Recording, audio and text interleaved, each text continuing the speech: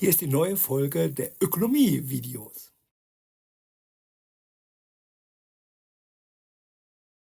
What is money, really? I mean, we use it every single day, but when you stop and think about it, it's really just a shared idea, a belief system. And today, we're going to put two of those systems head to head: the euro, the money we all know, run by institutions, and cryptocurrency, the new kid on the block, run by computer code. This isn't just about which tech is better. It's about two totally different visions for how our money should work. And this really gets to the heart of it, doesn't it? When it all comes down to it, what are we willing to trust to give our money value? Do we put our faith in human institutions with all their experience, but also all their flaws? Or do we trust in the cold, hard logic of mathematical code? That's the fundamental choice we're going to be exploring. All right, so here's our game plan. First, we're going to explore those two competing visions. Then we'll dive into the nitty-gritty and break down 5 huge differences between them. After that, we'll take a step back and look at a framework for how you can even judge these things, before we get into some of the nuances people always miss. And we'll wrap it all up by tackling that million-dollar question: what actually gives this stuff value in the first place? So let's kick things off with those two big visions. Now, it's super important to get this. The euro and something like Bitcoin aren't just different products, like a car versus a motorcycle. No, they represent completely different philosophies on what money should even be. One is a top-down system, managed from the top. The other is a bottom-up system built on group consensus. Okay, so philosophy is one thing, but how does this stuff actually work in the real world? Let's get practical.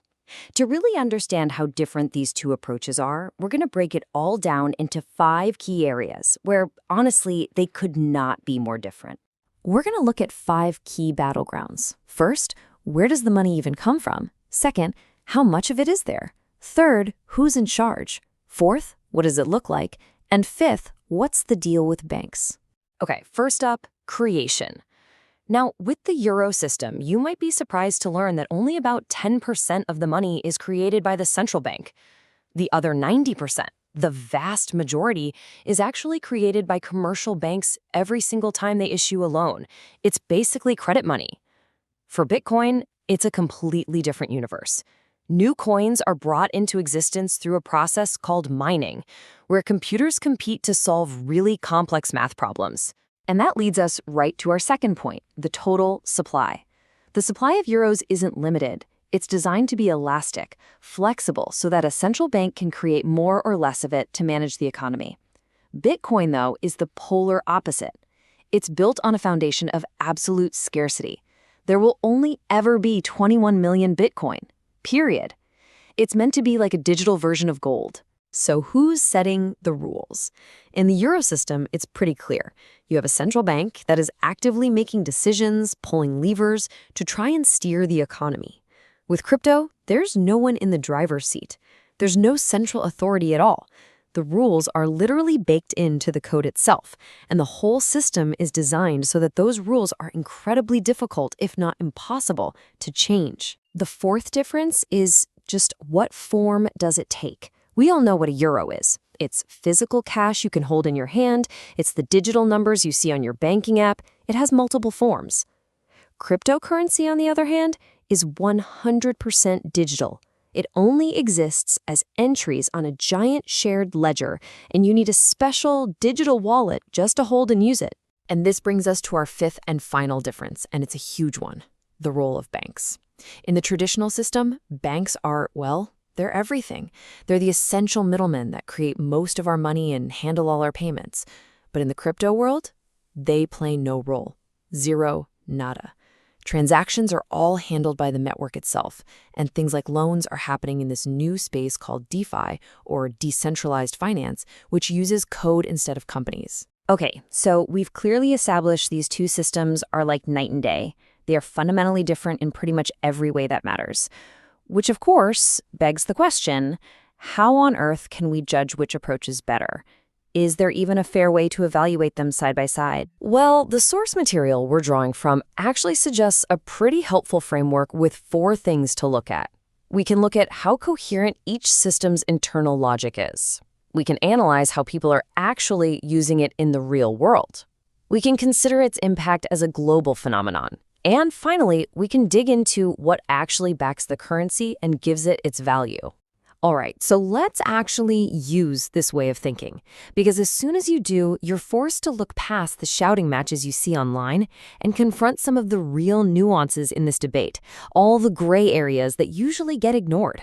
I'm sure you've heard a version of this criticism before, maybe even from some very official sources. It goes something like this. Bitcoin is a worthless, energy-guzzling waste of time.